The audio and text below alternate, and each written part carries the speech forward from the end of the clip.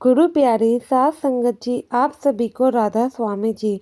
साध संगत जी, अगर हम लोग मालिक के दिखाए रास्ते पर चलते हैं तो मालिक भी हमारा साथ जरूर देते हैं। यही पर कुछ लोगों में तो है, जब परेशानी होती है तो मालिक को याद करने लगते हैं। जब वह परेशानी निकल जाती है या फिर उनका वक्त उनकी लगता है कि ठीक चल रहा है, तब वह मालिक को भूल ही जाते हैं। तब वे बिल्कुल भी मालिक को याद नहीं करते हैं।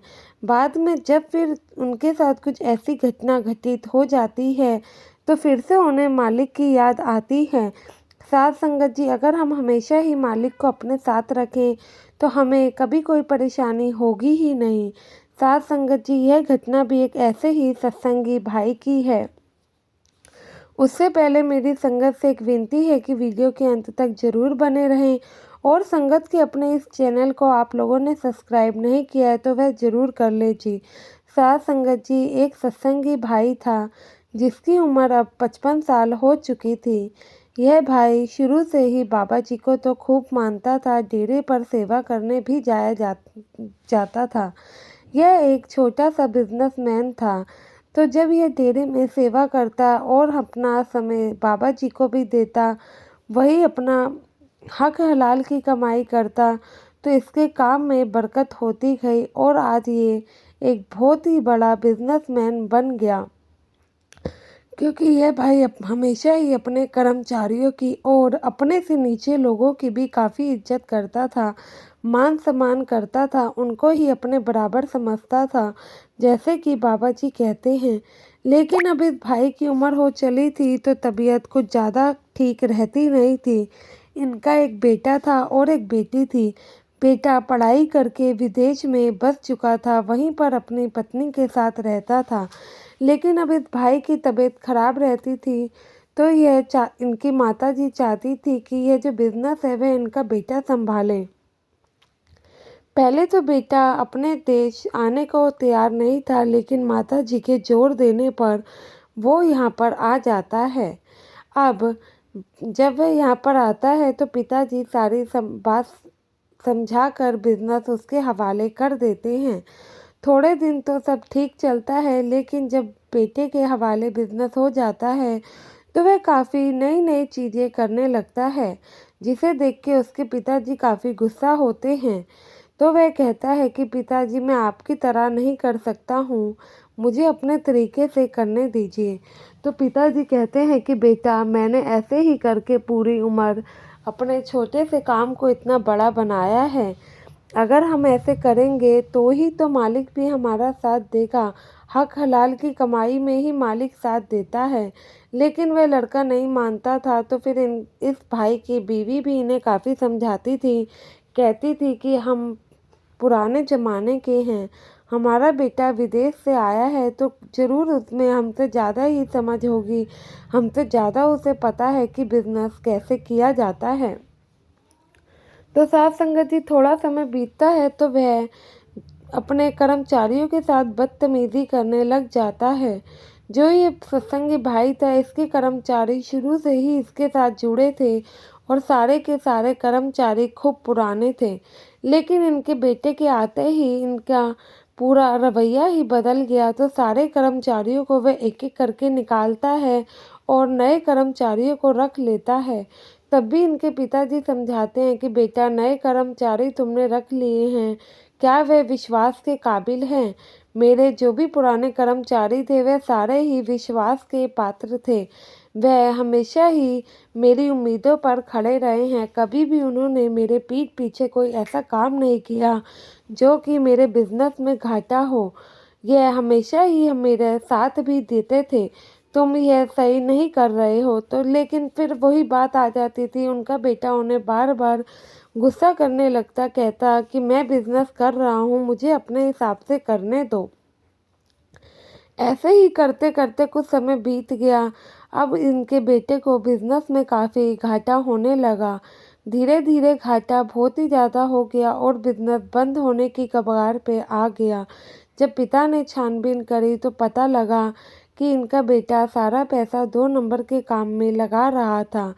और इसलिए बिज़नेस को लॉस हुआ है। अब बिज़नेस को दोबारा खड़ा करने के लिए कुछ पैसों की ज़रूरत थी, लेकिन उनके बेटे ने कर्ज और 2 नंबर के काम में इतना पैसा फूँक दिया कि कुछ बचा ही नहीं था। तो यह सेवादार काफ़ी परेशान होता है और रोने लगता है। कहता है, देखो तुमने गलत काम किया, इसलिए तुम्हारे साथ ऐसा हुआ। मैं बरसों से ये काम करता आ रहा हूँ।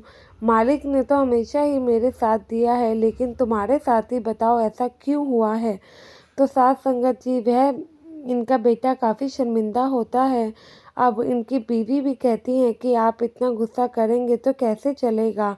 अपने ही बेटे से हम नाराज़ नहीं हो सकते हैं। अब जो गलती भला हो गई तो कब तक आप उससे इस बात के लिए नाराज़ रहेंगे। तो साथ संगत जी, यह भाई डेरे पे सेवा के लिए जाता है, तो वहाँ पर इसे बाबा जी दर्शनों के समय मिलते हैं। तो बाबा जी तो इसके चेहरे से ही जान जाते हैं। तो बाबा जी पूछते हैं कि बेटा किसी प्रकार की कोई परेशानी। तो यह भाई कुछ नहीं कहता है, क्योंकि बाबा जी के साथ हजूर जी भी थे। तो कह ही देता है कि बाबा जी आप तो सब जानी जान हैं। तो वहीं पर ये एक साइड में मायूस होके बैठा हुआ था। तो हजूर जी ये देख के बाबा जी को कहते हैं कि बाबा जी आपका सेवादार काफ़ी परेशान लग रहा है। तो बाबा जी कहते हैं कि हाँ मुझे पता है। तो बाबा जी हजूर जी से कहते हैं कि आज हमें कहीं जाना है, मैं आपको रात में बुलाऊंगा तो आप चल लेना।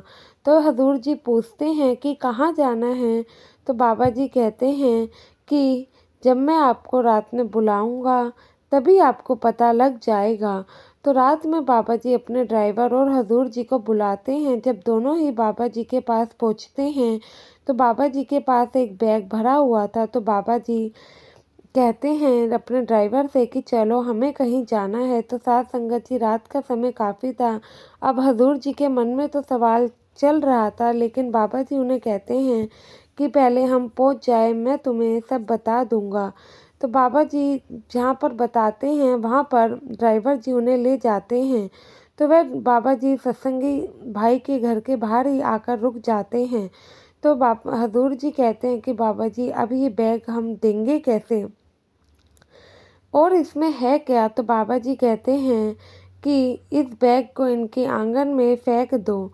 तो फिर हजूर जी कहते हैं कि बाबा जी ऐसा क्यों, हम सामने से क्यों नहीं दे सकते हैं। तो बाबा जी उस समय उन्हें इशारा करते हैं। हजूर जी वह बैग उनके आंगन में फेंक कर गाड़ी में आ जाते हैं। तो फिर जब जब हजूर जी गाड़ी में आते हैं तो बाबा जी कहते हैं कि उसमें पैसे थे, इनके बिजनेस करने के लिए इनको पैसा चाहिए था, वो ही मैंने दिया है। तो हजूर जी कहते हैं कि बाबा जी हमने फिर सामने से क्यों नहीं दिया।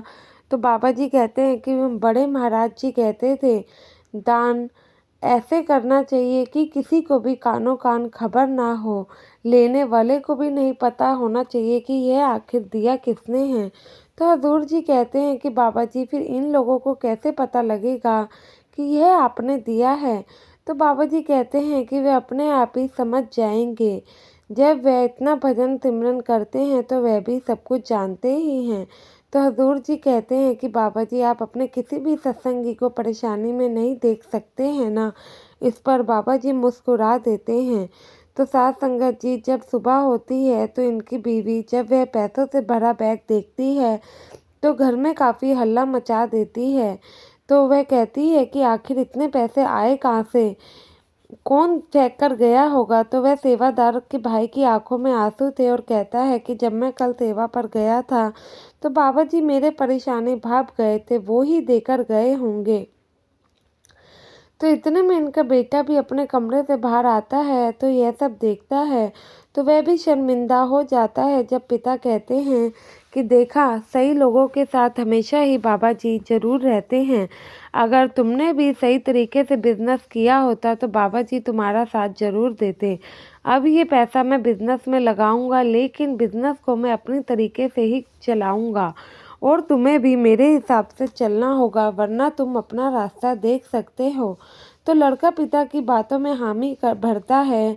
तो धीरे धीरे उन्हीं पैसों में इन लोगों को बरकत पड़ने लगती है। दोबारा ही वह काम सही से खड़ा कर लेते हैं। जब वे पैसे दोबारा उन पर आ जाते हैं तो वे कहते हैं कि चलो अब समय आ गया है, ये पैसे हम वापस कर आते हैं। वह पैसों से भरा बैग दोनों पिता और बेटे बाबा जी के पास लेकर पहुंचते हैं और कहते हैं कि बाबा जी, ये हम आपके पैसे वापस लौटाने आए हैं। तो बाबा जी कहते हैं कि बेटा, ये मेरे नहीं हैं। तो वे कहते हैं कि बाबा जी, मैं जानता हूँ ये आप ही ने दिए हैं, अब आप ये रख लीजिए, किसी और को ज़रूरत होगी तो उन्हें दे देना। तो बाबा जी कहते हैं कि बेटा, मालिक सब जानी जान है, आप रखो, अगर आपकी किसी को भी ज़रूरत लगे तो आप उन्हें दे देना।